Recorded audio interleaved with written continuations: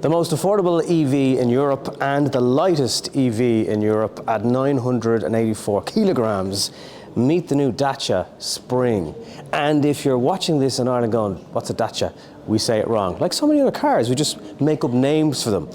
This is the second generation of a car that is promising to bring EV mobility to the masses. It's been on sale in the previous version in certain regions for about €18,000.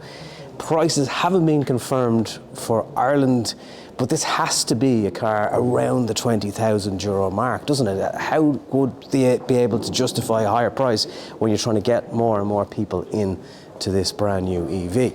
Some of the top spec stuff that you need to know about, the third best-selling EV in the markets it was available in for 2022 and 2023.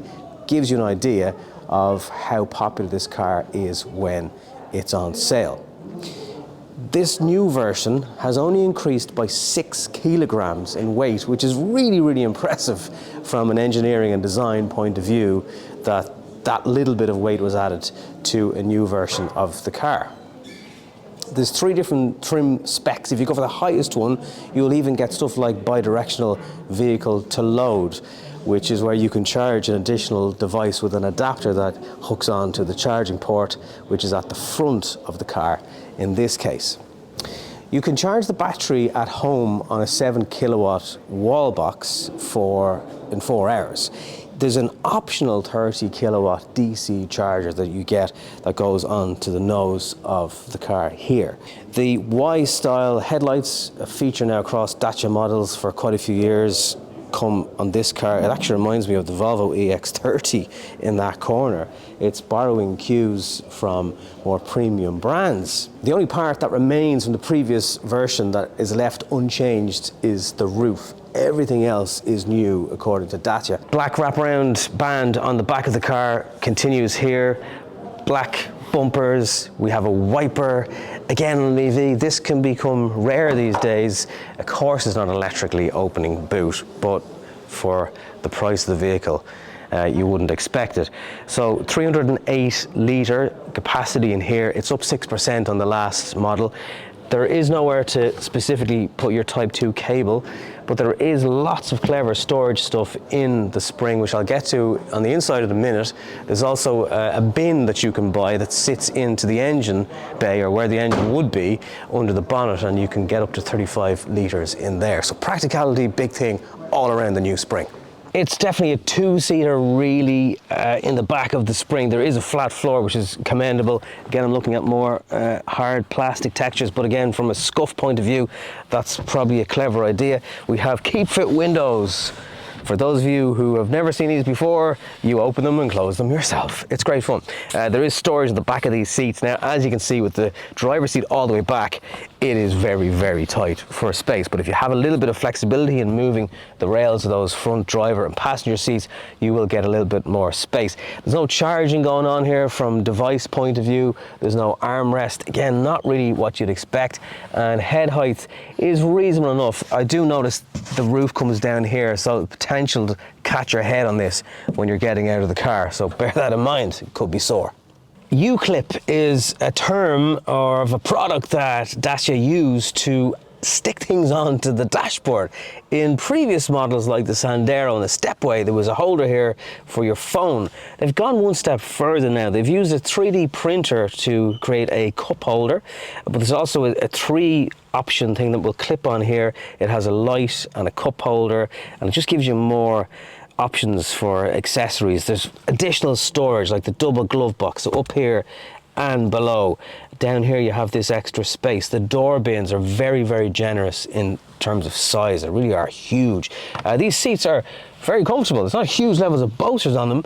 There's no armrest, and there is a manual handbrake, which especially in an EV is something that you just don't see too often. But these are you could call them setbacks, drawbacks, but again, when you're talking about the price of the car, you are going to get over the fact that you're dealing with a physical handbrake. Higher specs of the car will get wireless Apple CarPlay or Android Auto. The entry levels will get manual air conditioning, but then in this top spec you have climate control, 2 USB-C charging points, there's physical controls for all these things. Same with the steering wheel, shortcut buttons are just within easy reach, and your volume and music sources are all controlled down here. Depending again on model, you get a 10-inch screen and a 7-inch for the driver. That's a really great size. Again, remember the days where you were looking at the radio in the instruments. It's come a long way in terms of design, but they still have retained the feeling of Dacia, and as we've mentioned, managed to keep the price at bay at the same time. If you do want to use their own built-in nav, the car comes with 8 years of European maps. It has real-time traffic data. Obviously, you could just use your Google Maps, but it's there in the background working away if you like.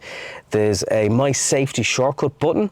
You hit that and it brings you to your ADAS safety systems, which include pedestrian warnings, frontal collision, rear collision, driver attention systems, speed sign recognition.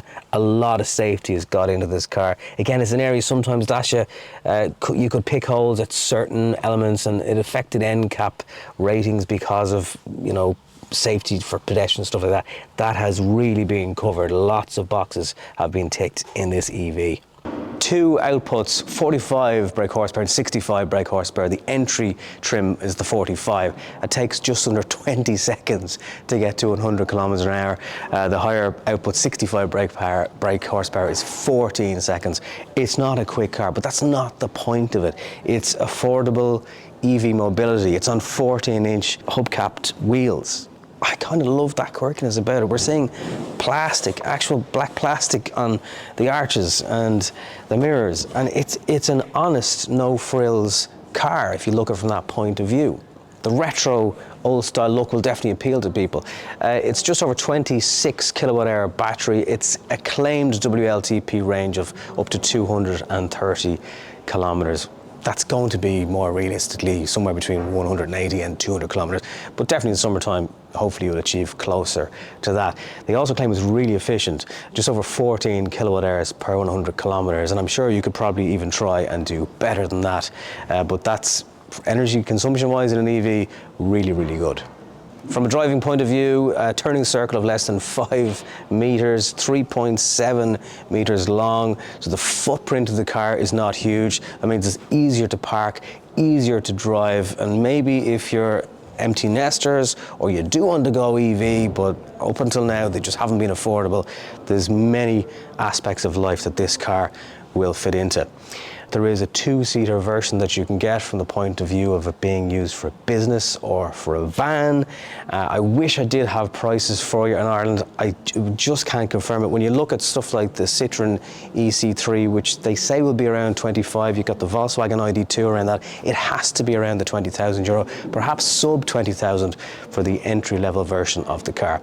You can order it now with this car set to appear on Irish roads in the summertime. And do let me know, is this the car that would finally crack EVs for you? Finally make sense from a price point of view, and looking at the space and the interior and the boot, is it something that could work for you and your family? Let me know in the comments down below. Thank you very much for watching, and I'll talk to you on the next one.